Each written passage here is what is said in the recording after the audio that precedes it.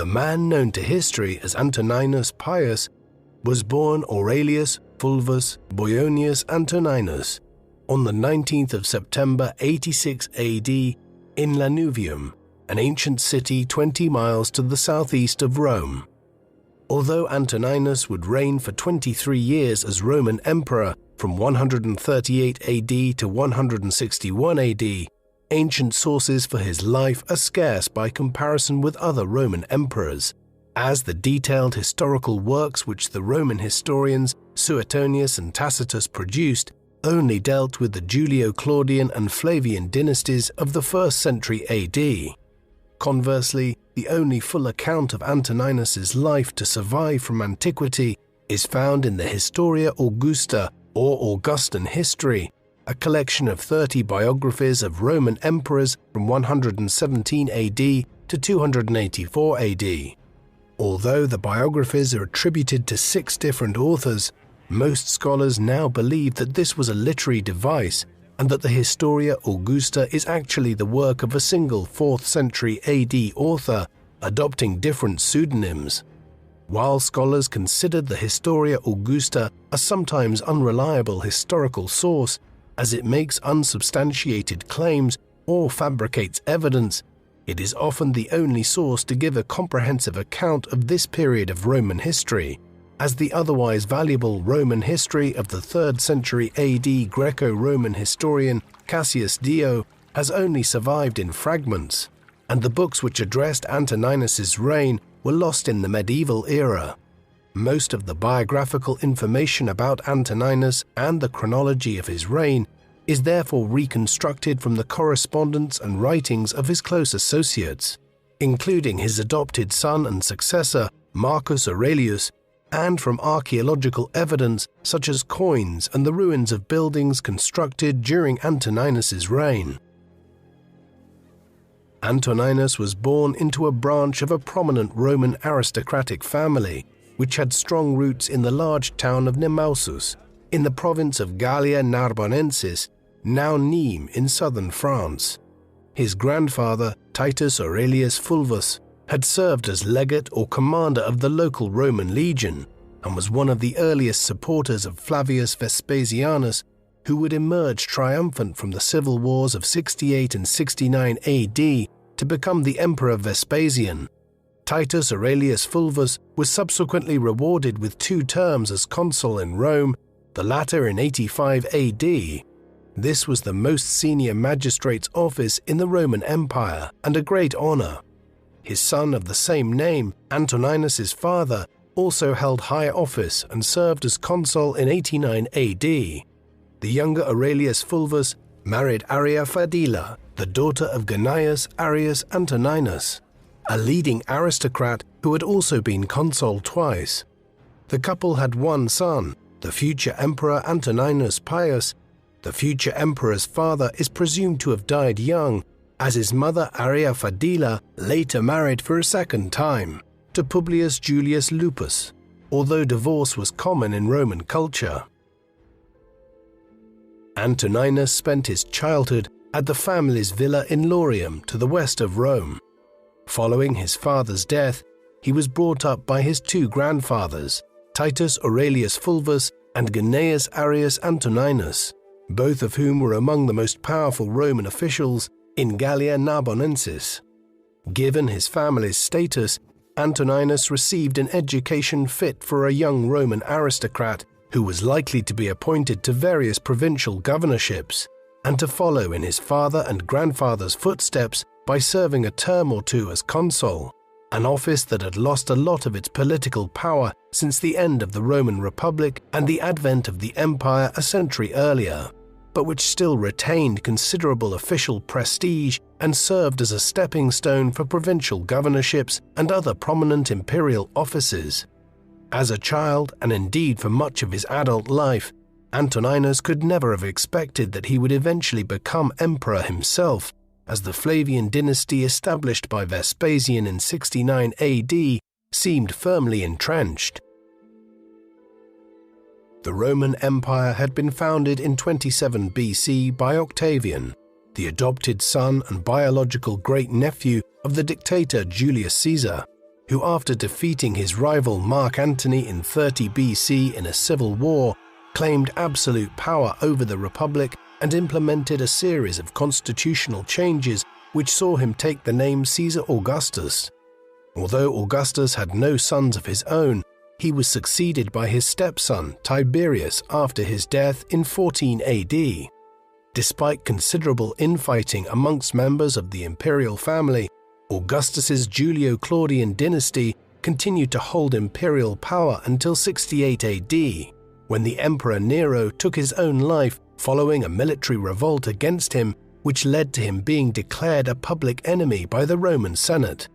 Nero's death led to a period of political instability known as the Year of the Four Emperors, during which three contenders, Galba, Otho, and Vitellius, all came and went before Vespasian claimed the imperial title and established the Flavian dynasty.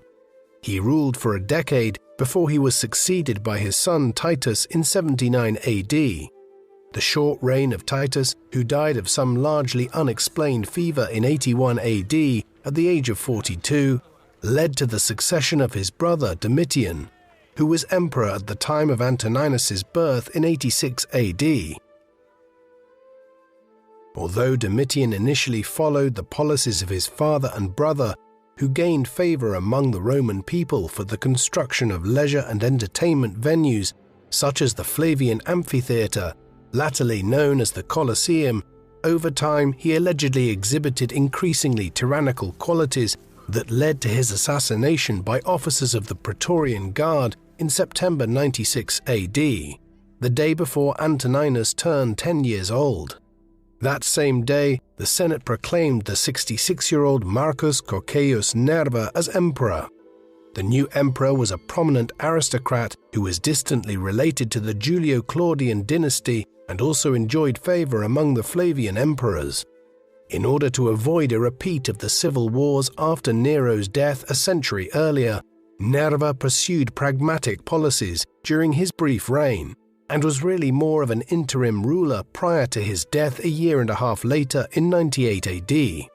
In order to strengthen his support among the army, the childless Nerva adopted as his heir the 44-year-old Marcus Ulpius Traianus, the commander of 3 legions in Germany, who duly became the Emperor Trajan following Nerva's death in 98 AD.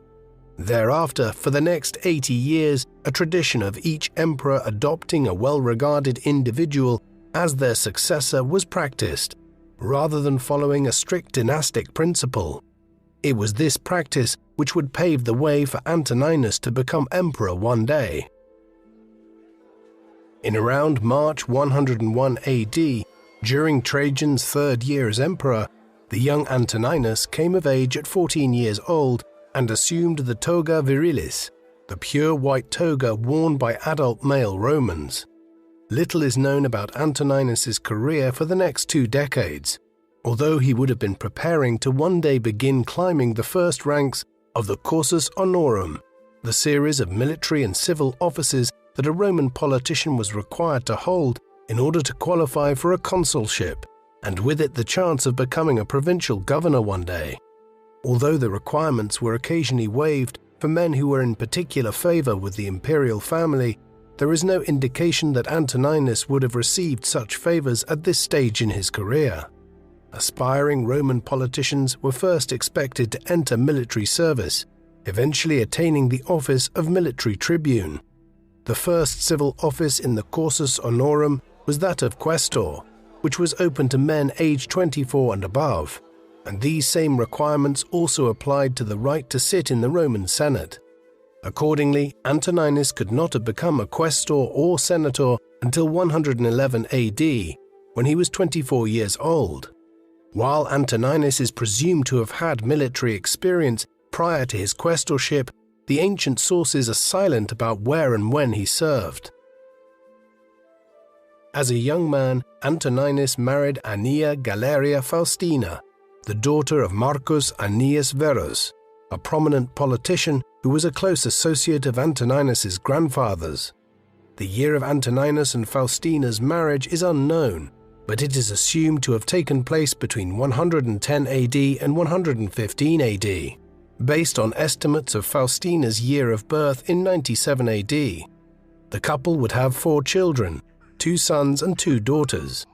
The 2 sons, Marcus Aurelius Fulvus Antoninus and Marcus Galerius Aurelius Antoninus, are presumed to have died young, since there is no record of them attaining any political office. Their elder daughter, Aurelia Fadila, died in 135 AD, while their younger daughter, Faustina the Younger, would marry the future emperor Marcus Aurelius in 146 AD. According to the Historia Augusta, Antoninus was a generous questor and an illustrious praetor before he became consul in 120 AD, serving alongside an older colleague of some distinction named Catilius Severus. By the time of Antoninus's consulship, Trajan had already died 3 years earlier in 117 AD, leaving behind a legacy as one of Rome's greatest emperors, under whose rule the boundaries of the empire stretched to their furthest extent, as he had conquered the kingdom of Dacia in what is now Romania, annexed the Nabatean kingdom in Jordan and northwestern Arabia, and conducted the most successful military campaign ever undertaken against Rome's perennial eastern enemy, the Parthian Empire in Mesopotamia and the Caucasus. Following his death in 117 AD, he was succeeded by his 41-year-old cousin Hadrian, whose reign would see Antoninus become one of the leading men in Rome. At the age of 33, Antoninus was just over the minimum age limit of 32 when he began his consulship in 120 AD. Nevertheless, he was seemingly not an overly ambitious man at this time, and after his year in high office, he returned to his villa as a private citizen, seemingly not over-anxious to acquire the governorship of one of the Roman provinces, the ultimate goal for any Roman politician at this time. Instead, he enjoyed fishing and hunting on his extensive estates, and he was also a diligent administrator of his private property. While the Historia Augusta claims that he used his abundant wealth to improve the livelihoods of people by lending money at the low rate of 4%. Early in his reign, Hadrian reorganized the government in Italy, hitherto governed by the Senate, by placing political control of the peninsula under 4 proconsuls, men who exercised authority on behalf of the emperor. Antoninus was one of the 4 proconsuls, holding power over the region of Etruria in central Italy, where he had most of his estates. Antoninus's appointment to the post may have partly been motivated by his lack of ambition, as Hadrian, more so than any other previous emperor, spent most of his reign away from Rome, touring the provinces and reforming them. Because of this, he needed proconsuls governing Italy who were not overly ambitious men, and instead were people he could trust not to try and rebel and claim the imperial title themselves.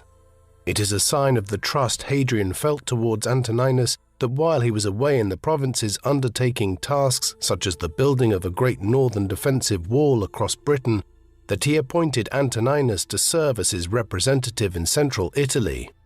This makes it all the more frustrating that we do not know the specifics of Antoninus's and Hadrian's personal relationship, both in the 110s AD before Hadrian became emperor and then in the 120s AD. Moreover, the ancient sources do not indicate the length of time Antoninus spent as proconsul in Italy, though he appears to have carried out his duties diligently and efficiently. After his tenure as one of the 4 governors in Italy, Antoninus served for a year as proconsul of Asia, governing a province in the western part of modern-day Turkey, which other than Rome and Italy itself was the wealthiest part of the entire empire.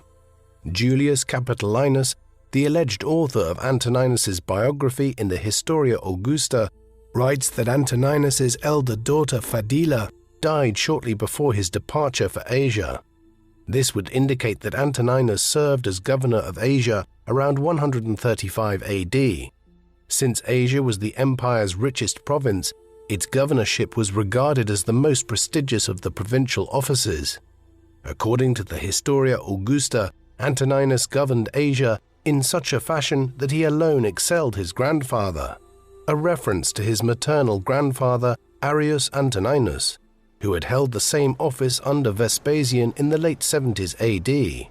The region's economy flourished during Antoninus's governorship, and in addition to his political duties, he cultivated friendships with prominent individuals, including Herodes Atticus, an Athenian scholar and official who governed the free cities in the province of Asia at the time. According to an anecdote told by the 3rd century AD scholar Philostratus of Athens, while Antoninus was visiting the district of Smyrna, now known by its Turkish name of Izmir, he was staying at the house of Polemon, a teacher of rhetoric who enjoyed the favor of emperors Trajan and Hadrian. Following his return to Rome, Antoninus was appointed to Hadrian's imperial council, a body made up of prominent politicians, orators, and jurists to advise the emperor on a wide range of political, legal, and judicial matters. Now in his late 40s, Antoninus was part of Hadrian's inner circle and gained a reputation for recommending leniency and moderation during meetings of the council.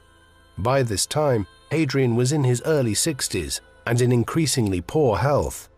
During the early part of his reign, the childless Hadrian seems to have regarded his brother-in-law, Lucius Servianus, as his unofficial successor, but the latter was entering his 90s by the mid-130s AD, prompting Hadrian to turn towards Servianus's young grandson, Lucius Salinator. However, following a near-fatal hemorrhage in 136 AD, the emperor decided instead on the adoption of the 35-year-old Lucius Caionius Commodus, who was one of the 2 consuls that year. He took the name Lucius Aelius Caesar following his adoption. The motivation behind Hadrian's adoption of Lucius Aelius as his successor is not entirely clear. Perhaps Hadrian had made the surprising choice on account of Lucius Aelius's family connections. While the new heir had a young son of his own, he had 2 older daughters, the elder of whom was engaged to Marcus Annius Verus, the 15-year-old grandson of the 3-time consul who was Antoninus's father-in-law. According to the Roman historian Cassius Dio, writing at the beginning of the 3rd century AD, Hadrian was particularly fond of the young Marcus and envisaged him as his ultimate successor. But the plan was soon scuppered. In 137 AD, shortly after being appointed to a second consulship, Lucius Aelius was dispatched to take control of the provinces of Pannonia in modern-day Hungary. He spent a brief time there before returning to Rome in the winter, seemingly already ill. There he died on the 1st of January 138 AD, forcing Hadrian to choose a new successor. 3 weeks after Lucius Aelius's death, on the 24th of January, Hadrian convened a meeting of his council on his 62nd birthday, in which he announced the formal adoption of the 51-year-old Antoninus as his heir. While Antoninus had little military experience and had spent most of his political career in Italy, he had been a capable provincial administrator and was well respected among the Roman political elite. His age and the absence of any surviving sons may have also worked in his favor, as Hadrian seemed to be seeking a temporary placeholder to occupy the imperial seat for a few years until the teenage Marcus Annius Verus, the future emperor Marcus Aurelius, was old enough to assume the imperial mantle. Accordingly, as a condition of his adoption by Hadrian, Antoninus was asked to adopt both Marcus Annius Verus and the 7-year-old Lucius Caionius Commodus, son of the late Lucius Aelius. While the former took the name of Marcus Aurelius Verus Caesar, the latter's name remained unchanged, signaling Marcus's superior claim to the succession. While Antoninus was already Marcus's uncle by marriage, after becoming emperor, he further strengthened his connections with the young man by cancelling the existing betrothal arrangements among the younger generation and instead arranged an engagement between his surviving daughter, Faustina the Younger, and Marcus Aurelius. Hence, owing to a set of unusual political arrangements and the premature death of Lucius Aelius, Antoninus suddenly found himself promoted to become Hadrian's immediate successor. Antoninus's nomination as heir was not universally welcomed, and his opponents included Catilius Severus, his consular colleague from 120 AD, and a man named Ummidius Quadratus, both of whom were also related to Marcus Aurelius. While Catilius Severus was removed from his office as city prefect of Rome for his opposition to Antoninus, there were no further punishments, and the bloodshed that had accompanied Hadrian's adoption of Lucius Aelius was avoided. Antoninus did not accept Hadrian's offer immediately and asked for time to consider it. It was only a month later, on the 25th of February, that the formal adoption ceremony took place. Following his adoption, Antoninus was granted the Tribonicia Potestas and the Proconsulare Imperium, the two old republican offices which under Augustus had formed the formal basis for the emperor's political and military power respectively. Antoninus became the effective ruler of the empire as the ailing Hadrian lived out the final months of his life in substantial pain from a deteriorating heart condition. According to Julius Capitolinus, Antoninus had to intervene to prevent the emperor from attempting to take his own life. A temporary improvement in Hadrian's condition followed and enabled him to travel to Baiae in southern Italy, where he died on the 10th of July 138 AD, with his adopted heir in attendance. Antoninus's first task as emperor was to bring his predecessor's body to Rome for burial. Although most of the early Roman emperors had been buried at the mausoleum of Augustus at the Field of Mars on the eastern bank of the river Tiber, the tomb was running out of space, and Hadrian decided to build a new mausoleum of a similar design on the opposite bank of the Tiber, a short distance to the southwest. While construction work began under Hadrian, it is possible that it remained unfinished upon his death, and Antoninus had to complete work on the building, which several centuries later was converted into a castle and papal residence known as the Castel Sant'Angelo. Antoninus's accession was welcomed by many senators, who had seen their political powers and privileges reduced during Hadrian's reign. The new emperor reversed some of Hadrian's most unpopular policies, including the abolition of the 4 proconsuls governing Italy and the restoration of the government of the peninsula to the Senate.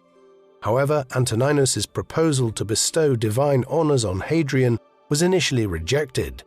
It was only by threatening to relinquish his imperial powers that he managed to persuade the Senate to deify Hadrian.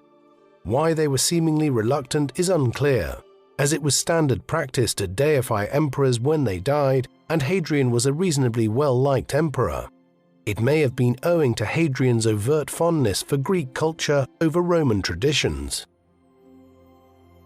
In a mark of appreciation for Antoninus, in September 138 AD, the Senate conferred the title of Augusta upon his wife Faustina, as well as granting him the name of Pius. The Historia Augusta gives no fewer than 5 possible reasons to explain why Antoninus was honored with his name, including his care for his elderly father-in-law, Annius Verus, his filial devotion to Hadrian after his adoption, and his efforts to convince the Senate to deify him, as well as the general reputation for clemency and kindness that he had attained over the course of his political career. Based on the accounts of contemporaries, Antoninus fully deserved this epithet.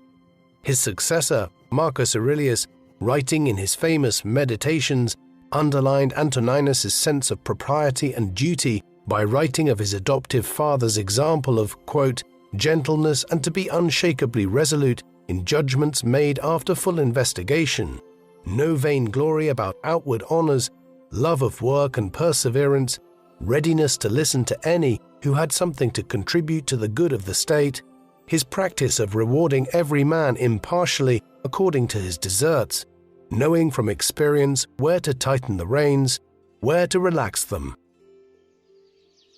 By the time Antoninus became emperor, he was already one of the wealthiest men in the empire, having received inheritances from both his paternal and maternal grandparents.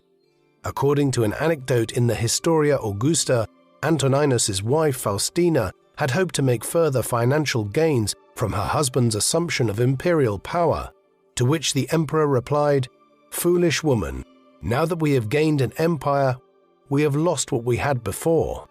Nevertheless, Antoninus may have wanted to prevent his private wealth from being used for state expenditures, and the establishment of the res privata, a separate department to manage the emperor's private financial interests, may date from the time of Antoninus's reign. Marcus Aurelius writes that Antoninus was not interested in empty honors and was, quote, prudent and economical in his provision of shows, though he recognized that entertainments such as gladiatorial combats and chariot racing were considered essential elements of Roman life.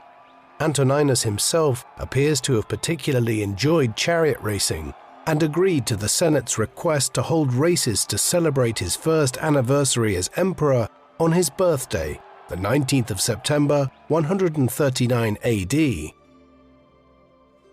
While there are monuments bearing inscriptions to Antoninus as emperor dating from 138 AD, it was not until the following year that news of his accession was received in some of the more remote parts of the empire.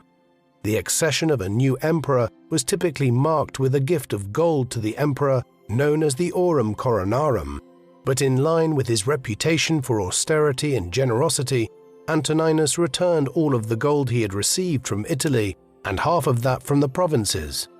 He was also generous in providing the financial resources to complete construction work begun or planned by Hadrian, and inscriptions from 139 AD show that he provided the funds for the construction of bathhouses at the port of Ostia at the mouth of the Tiber, and was also responsible for dedicating the amphitheatre in Capua that had been restored by Hadrian. Antoninus's generosity towards his subjects prompted the Senate to offer him the title of Pater Patriae, or Father of the Country, which he had refused the previous year, and on this occasion the emperor chose to accept. Unlike most previous emperors, Antoninus was in no hurry to replace his predecessor's appointees, which indicates that his rule was widely accepted throughout the empire and he had no need to appoint his own men to consolidate his authority. For most of his reign, an individual named Marcus Gavius Maximus served as Praetorian Prefect, an office held by the commander of the Praetorian Guard, but one which also came with considerable informal military and civilian authority in the city of Rome itself. While Capitolinus claims that Antoninus kept in post successful provincial governors for up to 7 and 9 years, it appears that most Roman officials continued to rotate between provincial governorships every few years, and in 139 AD, Quintus Lollius Urbicus was transferred from the governorship of one of the German provinces to Britannia. Soon after his appointment, there appears to have been a rebellion against Roman rule by the Brigantes, an ancient Brittonic Celtic tribe that occupied a large part of what today is northern England and who lived on both sides of Hadrian's Wall. The disturbance led Antoninus to abandon Hadrian's policy of establishing his frontier at Hadrian's Wall, and Lollius Urbicus was instructed to drive the Brigantes further north towards Scotland, then known by the Romans as Caledonia. While there are no textual sources which provide a comprehensive account of Lollius's campaign in Britain, archaeological evidence indicates that the Roman general began his preparations by establishing a base at the town of Corbridge, just south of Hadrian's Wall. In around 141 AD, he led the 3 legions stationed in Britain to attack the Brigantes as well as several Caledonian groups.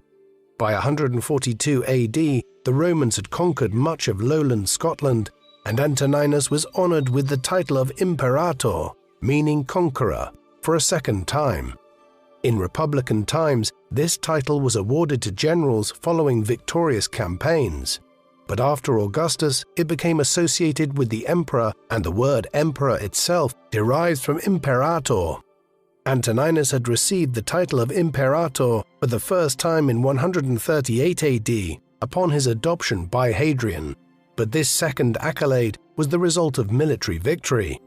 Unlike Hadrian, who had spent most of his reign touring the provinces, Antoninus remained in Italy for almost the entirety of his 23-year reign, moving between Rome and his other properties in the peninsula.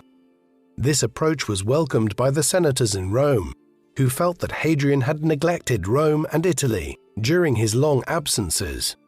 By remaining in the capital, Antoninus was also able to respond to reports from his provincial governors immediately, and imperial messengers did not have to constantly chase after him to bring him news.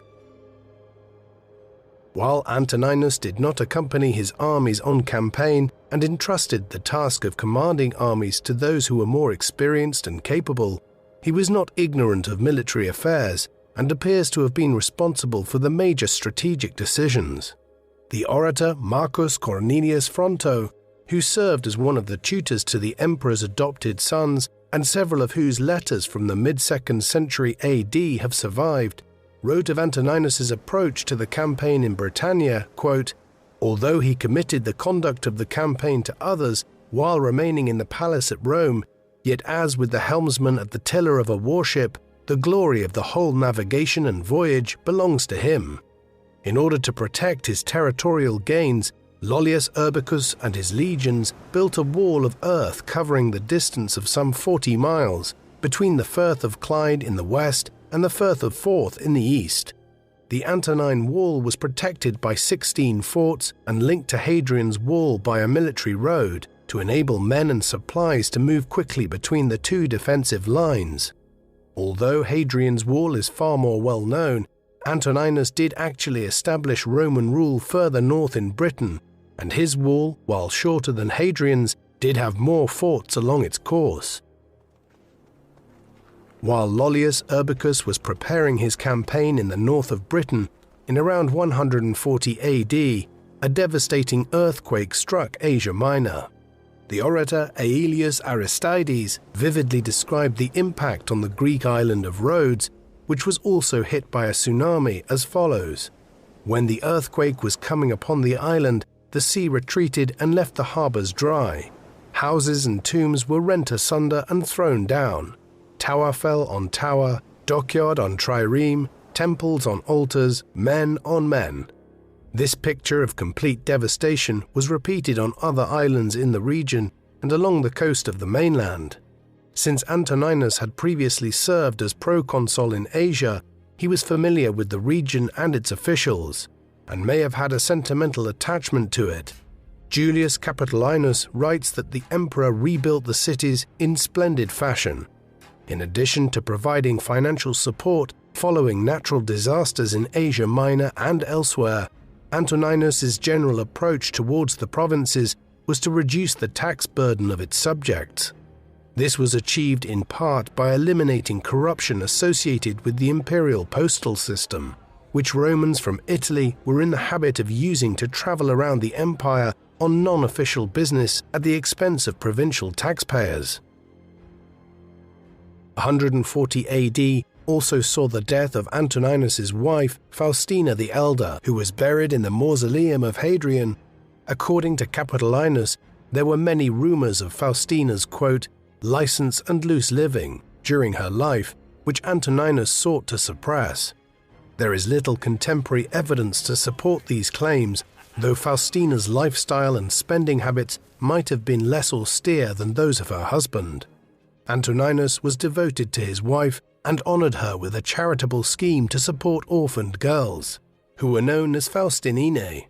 Following Faustina's death, the Senate honored her memory by deifying her, holding games in her memory and establishing a temple in the Roman Forum with priests and silver and gold statues.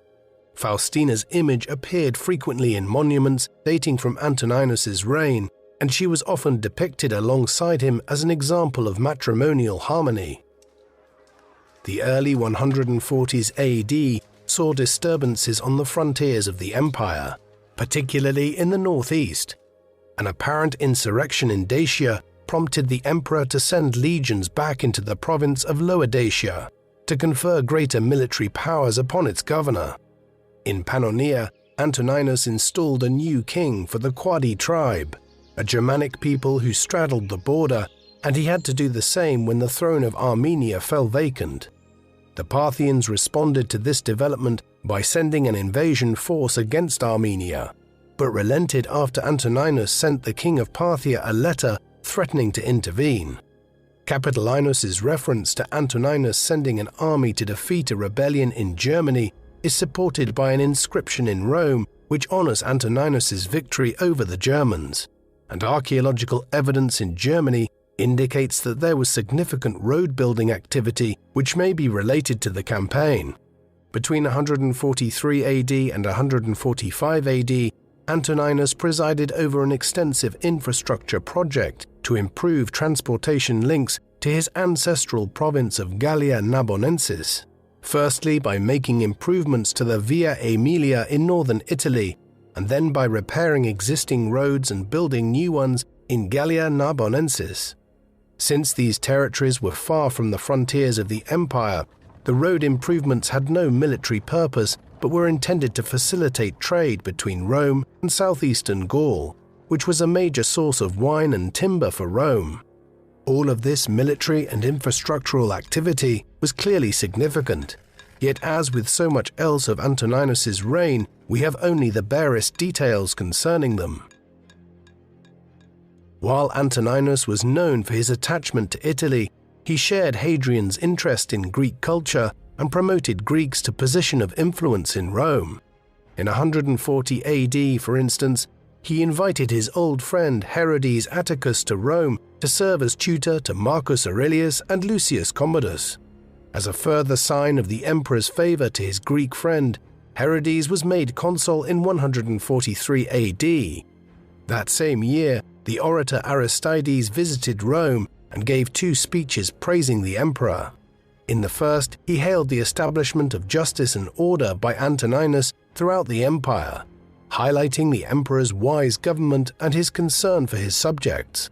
In his second speech, Aristides contrasted Antoninus with his predecessor in declaring, quote, "The gods took such care that he should come to power purely and piously that they left to others acts of madness and insanity and reserved for him actions of justice, beneficence, and general piety." Despite Hadrian's love for Greece, where he made 2 visits during his reign as emperor, by the late 130s AD, his approach towards the management of the Greek provinces had alienated some Greek intellectuals, whereas Antoninus had shown favor to the Greeks during his proconsulship in Asia and maintained his positive image there after becoming emperor. While the disturbances in the empire's northern frontier had been quelled by 145 AD, that year saw the peak of a rebellion by the Berbers of Mauritania in North Africa, in what is now Algeria and eastern Morocco. Although Mauritania had been part of the empire for over a century, Roman rule was very loose in places here, and the Berbers regularly emerged out of the Atlas Mountains to raid Roman settlements nearer the Mediterranean coast. During the reign of Antoninus, the disturbances reached an intensity that compelled the emperor to deploy an armed force to defeat the Berbers, who were driven back into the mountains and desert. The year may also have seen a challenge to imperial rule in Hispania, as in September 145 AD, the Senate condemned a man named Cornelius Priscianus for what was termed, quote, "hostile action disturbing the peace in the province of Spain." The Historia Augusta states that Priscianus was involved in a conspiracy to take the throne and was forced to die by his own hand.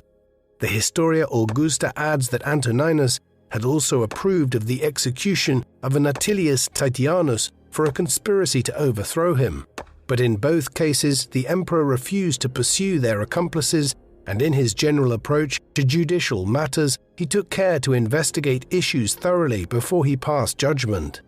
The 2 men may have been involved in an attempt to overthrow Antoninus and sought to gain support from the armies in Hispania as they mobilized to suppress the uprising in North Africa.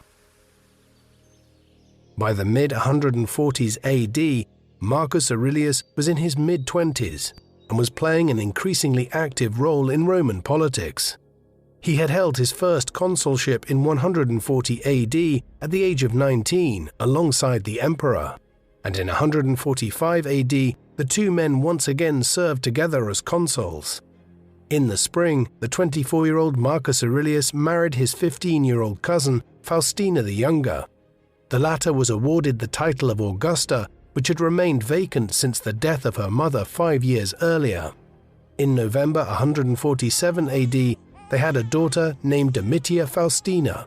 the first of at least 14 children. Antoninus marked the occasion by conferring upon Marcus the Tribuniciae Potestas and the Proconsulare Imperium, as well as the right to present issues to the Senate which would be discussed before any other business. Although Marcus Aurelius now enjoyed the same official powers as Antoninus, the latter continued to hold supreme authority and made these arrangements to ensure that Marcus was accustomed to the duties and responsibilities of a Roman emperor. This was an important constitutional development of Antoninus's reign, being the first time that the imperial powers were held by both a senior and junior ruler, a step on the path towards the concept of having multiple emperors, which would fully emerge in the late 3rd century AD. The year 148 AD marked the 900th anniversary of the foundation of the city of Rome. The Jubilee year was marked by lavish games.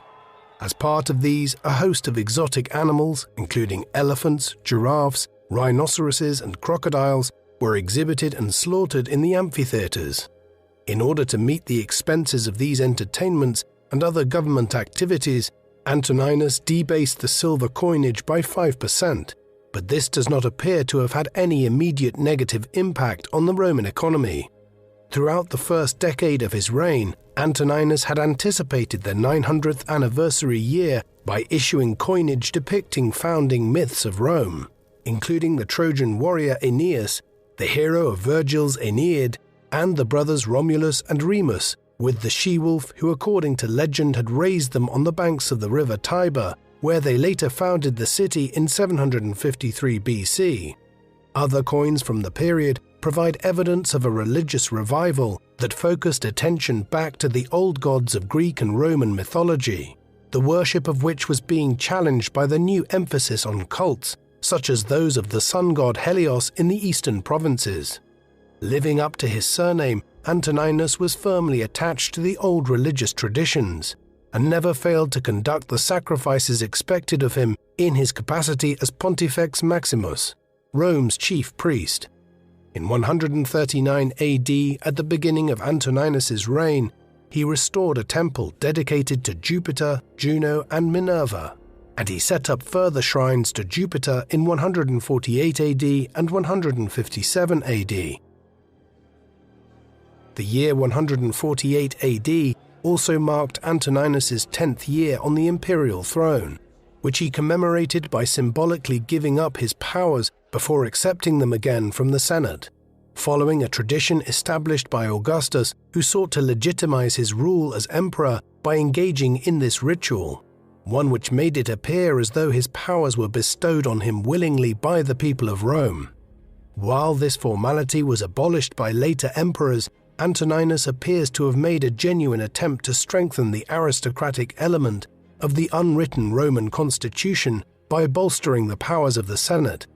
As a senator himself in years gone by, he would have been familiar with the complaints of his colleagues about Hadrian's rule as being perceived as aloof. As emperor, Antoninus showed deference to the Senate and made generous gifts to individual senators.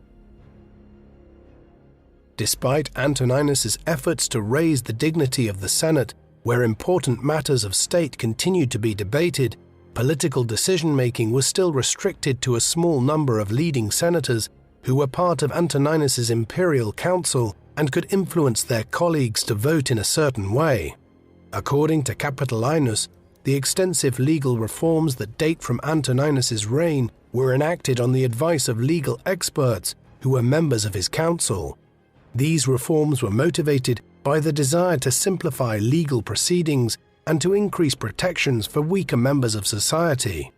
Such members introduced by Antoninus included additional protections for children being adopted, confirmation that a slave once freed could not be returned to bondage, as well as other rules to protect slaves from overly abusive masters. In matters of law, as in other areas of state administration, Antoninus was not much of an innovator, but sought to improve the operation of existing processes. As emperor, Antoninus personally received petitions from his subjects and diligently investigated complaints. Disputes between individuals or cities which could not be resolved amicably were escalated to the emperor, and his judgment was rarely questioned.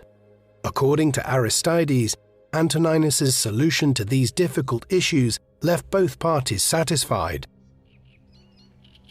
At the end of his first decade in power, the 62-year-old Emperor Antoninus Pius had avoided the costly wars and internal rebellions of his predecessors, and was praised as a wise ruler throughout the empire.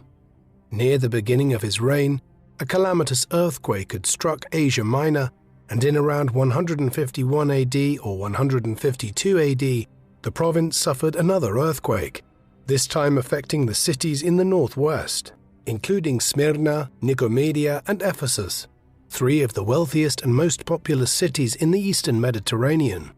On this occasion, Marcus Aurelius played a prominent role in the relief efforts, as evidenced by a coin which states that Marcus was responsible for the reconstruction of Smyrna. Antoninus is known to have built baths in Nicomedia and Ephesus, which may have been part of the reconstruction work, although further details are scarce. The city of Ephesus seems to have been especially favored during Antoninus's reign, as it hosted two temples dedicated to the imperial cult. His favor towards the Greek world is also demonstrated by extensive building work at Epidaurus in mainland Greece, which hosted the sanctuary of the healer god Asclepius, while at Athens he completed an aqueduct that had been started by Hadrian. In the early 150s AD, possibly in 153 AD, Antoninus faced a serious revolt in Egypt, which broke out near the coast of the Red Sea. While Julius Capitolinus asserts that Antoninus spent the entirety of his reign as emperor in Italy, both Aristides and the 6th century AD Byzantine chronicler John Malalas claim that Antoninus visited Egypt and Syria, and that the emperor personally led an armed force to defeat the rebellion. The pacification campaign seems to have been straightforward, and Antoninus visited the city of Alexandria, where he restored the gates of the sun and the moon and built a racecourse. After leaving Egypt, Antoninus traveled to Antioch in Syria. Antoninus's presence in the east would have served to calm the anxieties of his subjects while inspiring fear among Rome's rivals, in particular the Parthian Empire. Aristides makes reference to a peace treaty in 155 AD, concluded between the king of Parthia and Antoninus, who was also accompanied by Marcus Aurelius. In his biography of Antoninus in the Historia Augusta, Julius Capitolinus claims that the emperor also defeated a Jewish revolt. Although it is difficult to establish a date for this insurrection, and given how well documented previous Jewish revolts against Roman rule since the mid-60s AD had otherwise been, it seems plausible that this was little more than a small bout of unrest in Judea in Antoninus's reign. More broadly, Antoninus allowed many Jews who had fled from Judea during the reigns of Trajan and Hadrian following revolts there to return, and he loosened the generally anti-Jewish policies which the Roman state had been pursuing for a century. References to a Jewish revolt during Antoninus's reign are also found in the first apology of a man known to history as Justin Martyr, a Greek philosopher from Judea who had converted to Christianity and sought to defend Christians from religious persecution. The first apology was addressed to Antoninus and dated to between 155 AD and 157 AD. The emperor may have been in Syria when he received Justin's petition. In it, he urged Antoninus to stop the persecution of Christians. He also provided an intellectual defense of Christian thought by making comparisons to Greek and Roman mythology, and denied that the religion posed any political threat to Rome. Martyr's intervention is curious, as there was no concerted Roman policy of persecuting Christians by the middle of the 2nd century AD. That would only commence a century later, once the number of Christians in the empire rose dramatically and the state became genuinely concerned about the threat they posed. Instead, Martyr's first apology should probably be read as one of the many early Christian efforts to convince the Roman state that the Christians were not a heretical branch of Judaism, but rather adherents to an entirely different religion. By the time Antoninus returned to Rome, the empire was again facing disturbances along its European frontiers. Another uprising in Dacia in the 150s AD was crushed by the governor Marcus Statius Priscus, who was rewarded for his efforts with the consulship in 159 AD. The late 150s AD also saw changes of policy in the defense of Britannia and Germania, as the Antonine Wall in Scotland was abandoned within a decade of its construction, and its garrison withdrawn to Hadrian's Wall. At around the same time, the frontier in Upper Germany and the neighboring province of Rhaetia was moved forward by some 15 miles. These developments seem to have been accompanied by the movement of legions from Germania to Britannia. The reasons behind the abandonment of the Antonine Wall so soon after its construction remain unclear, but the governor of Britannia, Gnaeus Julius Verus, may have been transferred from his previous office in Germany to put down another revolt by the Brigantes and Caledonians, following which the Antonine Wall was considered indefensible and abandoned. Alternatively, these developments may have been the result of changes in policy at Rome following the death of the Praetorian prefect Gavius Maximus after 2 decades in the post. Antoninus's name is also associated with an attempt to establish commercial relations with China. Although his involvement in the embassy cannot be proven, the Book of the Later Han, which chronicles the history of the later or Eastern Han dynasty in China in the 1st and 2nd centuries AD, records Emperor Huan receiving an embassy from Andun, who is described as the king of Da-Qin, the name used in ancient China to refer to the Roman Empire. The Romans and the Chinese had been trading in silk and glassware indirectly for centuries, through intermediaries in Central Asia and India, and in 97 AD, the Eastern Han general Ban Chao attempted to send an emissary directly to the Romans, but was prevented from doing so by the Parthians. The meeting between the Roman envoys and the Chinese emperor, recounted in the Book of the Later Han, is dated to 166 AD, 5 years after Antoninus Pius's death. This would seem to clearly suggest that the embassy was sent by the late emperor, as it would have taken those involved years potentially to reach China from the Mediterranean.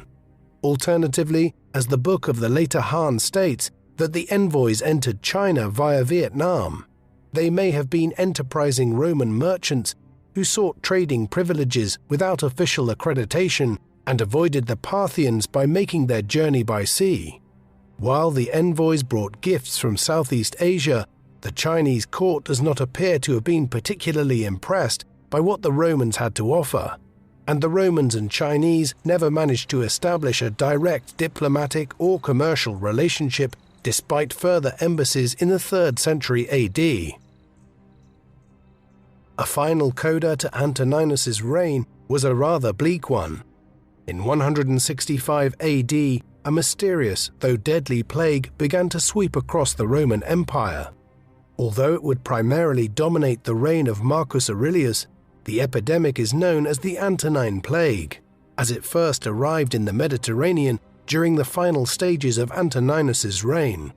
To this day, there is no agreement as to what disease was involved. The most likely contenders are measles or smallpox, the latter being the most probable from contemporary descriptions of the symptoms. It clearly arrived from the east, somewhere in Asia, as the first concerted reports of it came from the eastern borders of Rome's empire, and it was clearly devastating, particularly in a state which by ancient standards was highly urbanized, and which had lots of large, cramped and dirty cities that disease spread like wildfire through.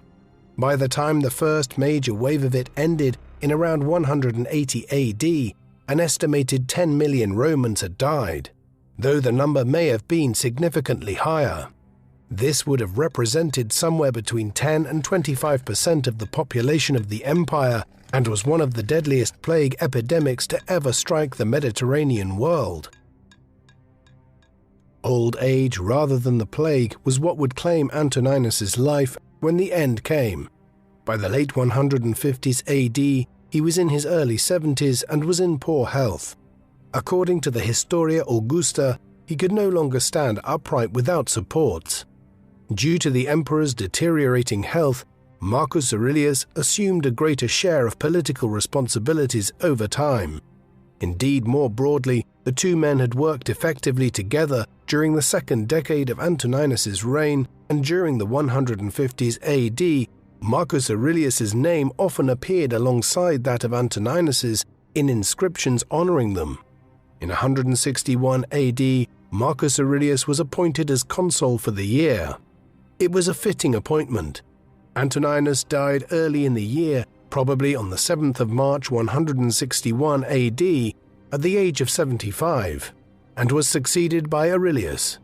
According to the account in the Historia Augusta, a few days before his death, Antoninus was at his estate at Laurium, when he ate a large amount of cheese at dinner and fell violently ill. The following day he became feverish. As he realized he was dying, he summoned Marcus Aurelius to his bedside and entrusted the state to him. It was already late, and a guard came to the dying emperor to ask for the password for the night. Antoninus replied with the word equanimity, before turning over to his side as if to sleep, and passed away. He had been emperor for over 23 years, making him the second longest reigning Roman emperor after Augustus at the time. Antoninus had adopted his heir at the beginning of his reign, and Marcus Aurelius succeeded to the throne without any impediment. Antoninus's popularity among the Roman political elite was such that Marcus Aurelius had no trouble in persuading the Senate to deify his predecessor and to hold funerary games in his memory. The late emperor's remains were deposited at Hadrian's mausoleum, and the Temple of Faustina was rededicated to Antoninus and Faustina.